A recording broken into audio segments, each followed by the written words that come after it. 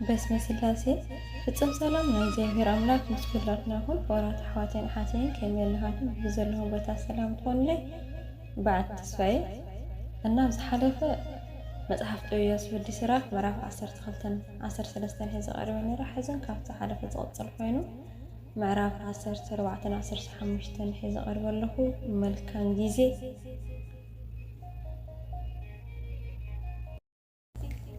መጽሐፈ ጥያስ ወዲ ስራክ ምዕራፍ 14 እቲ ብመልሓሱ ዘይተዓንቀፈ ሰብ ብፁዕ እዩ ሓጢያት ስለ ዘይገበረ ጣዕሳ የድልዮን እዩ እቲ ተስፋ ዘይቆርጽን ሕሉን ዘይወቕሰን ሰብ ብፁዕ እዩ ሓላፍነት ኣጠቓቕማ ሃፍቲ ንበቃ ሰብ ሃብታ ይግብኦን እዩ ንቐናእ ሰብ ገንዘብ ምሃብ ጥቕሚ የብሉን ንገዛእ ርእሱ እናወፅዐ ሃብቲ ዝድልብ ሰብ ንኻልኦት ይድልዎ ካልኦት ድማ ነቲ ሃብቱ ብሕንቃቐ ጠንቅላዕላዕ ኩልሉ እዮም ሓደ ሰብ ምስ ገዛእ ርእሱ በቃ እንድሕር ኮይኑ ምስ ካልኦት ለጋስ ክኸውን ኣይኽእልን እዩ ከምዚ ዝኣመሰለ ሰብ ንዘጥረይ ሃብቲ ኣይወልዕን እዩ ካብቲ ንገዛእ ርእሱ ዝብቅቕ ዝስስዕ ሓደ እኳ የልወን እቲ ናብ ገዛእ ርእሱ መቕጻዕቲ ዘምጽሉ ሓጢያት ከዓ እዚ እዩ ከምዚ ዝኣመሰለ ሰብ ገለ ሰናይ ነገር እንተገበረ ብዘይ ሓሳብ እዩ ዝገብሮ ስሱዕ ምዃኑ ከዓ ውዒል ሓዲሩ ይግለጽ እቲ ቐናዕ ዓይኒ ዘለዎ ሰብ እኩ እዩ ገጹ ካብ ሰባት ይሓብእ ወሲዎን ከዓ ይሓልፍ ዓይኒ ስሱዕ ሰብ በቲ ዝሓዘቶ ኣይጸግብን እያ ስስዕ ከዓ ንሰውነቱ ይማስኖ በቃ ሰብ እንጌራ ክርኢ ከሎ ይስስዕ እሞ ኣድግና እንጌራ ዝልዎ ኢልዎን ወደየ በቲ ዘለካ ሃብቲ ገዛእ ርእስኻ ተኻናኸን ንእግዚአብሔር ድማ ብቑዕ መስዋዕት ኣቕርበሉ ሓደ መዓልቲ ከም እትመውት ዘክር መዓስ ከም እትመውት ግና ኣይትፈልጥን ኢኻ ቅድሚ ሞትካ ንፈታዊኻ ሰናይ ግበረሉ ለጋስ ኩን ክሳዕ ዘከኣለካ ድማ ሃቦ ሓጎስ ሓንቲ መዓልቲ እኳ ኣይትሕለፍካ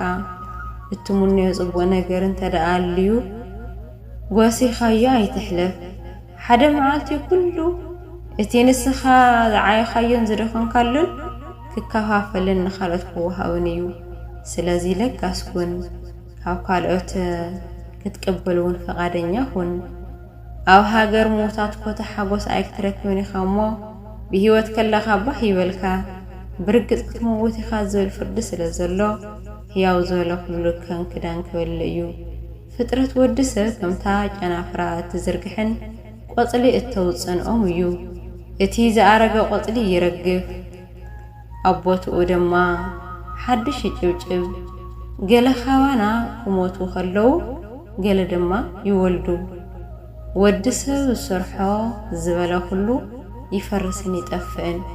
እቲ ዝሰርሖ ሰብ እውን ምስኡ ይሓልፍ ጥበብ ኣብ ምርካብ ዘሎ ሓጎስ እቲ ብዛዕባ ጥበብ ኣዕሚቑ ዘላሳልስን ብበሊሕ ኣእምሮ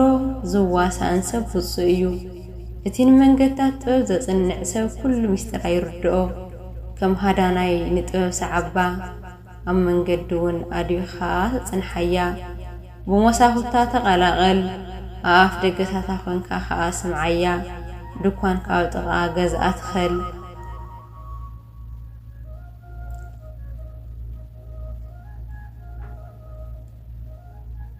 ሽኮላት ድኳንካ ኣብ መንደቓ ሽኸሎ እወ ድኳንካ ኣብ ጥቓኣ ትኸል ኣዝዩ ግሩም ዝኾነ መዕረፈ ከዓ ክኾነልካ እዩ ንደቅኻ ኣብ ጽላል ኣንውሮም ርእስኻ ድማ ኣብ ትሕቲኣ ተቐመጥ ንኣኻ እውን ፀሓይ ከይውቕዐካ ከተጽለካ እያ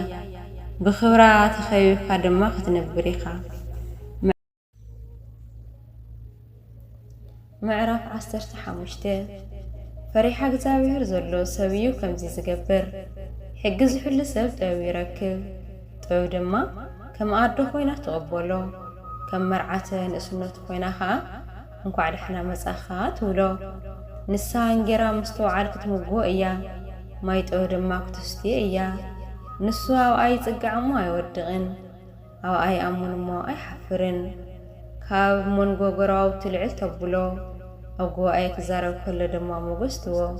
ደስታ ክረክብ ኣኽሊል ተሓጓስ እውን ክደፍእ እዩ ዘለኣለማዊ ስም ድማ ክረክብ እዩ ዓያሱ ሰባት ኣይክረኽዋን እዮም ሓጢአተኛታት ድማ ኣይርእዋን እዮም ጥበብ ካብ ትዕቢተኛታት ሰባት ኣዝያ ርሕቕቲ እያ ሓሰውቱ ድማ ፍጹም ኣይሓስዋን እዮም ካብ እግዚአብሔር ስለ ዘይተውሃቦ ሓጢ ሰብ መዝሙር ምስጋና ክዝምር ከሎ ኣይስሕበካን ከመይ መዝሙር ምስጋና ብጥበብ እዩ ክዝመር ዘለዎ ዘማዕወለኻ ባል እግዚአብሔር እዩ ኔጻ ድልየት መጽሓፈ ሲራክ ምዕራፍ 17 ካብ ፍቕዲ 1 እስካብ 12 እግዚአብሔር ነቲ ባዕሉ ዝጸልኦ ስለ ዘይውዕሎ እግዚአብሔር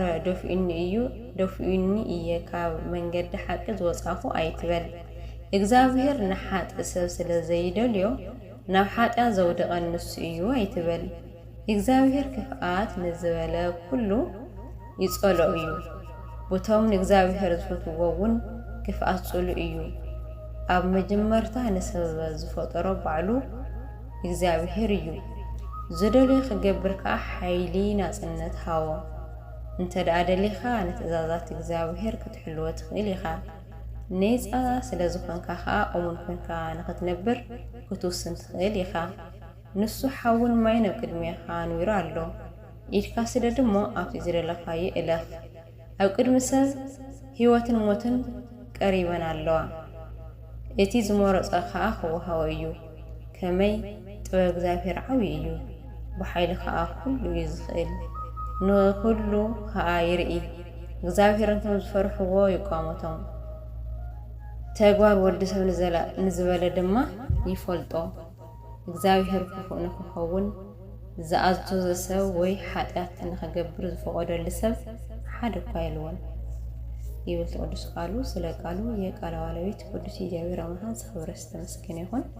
ናይ ጥበብ ወዲ ሲራክ ጸጋ በረከት ይደርና ዘወድአ ዝተረፈ ኣፈ ቅዱሳን መላእክቲ ይታረመለይ ስብሐት ለእግዚአብሔር ልዑል ይቆየን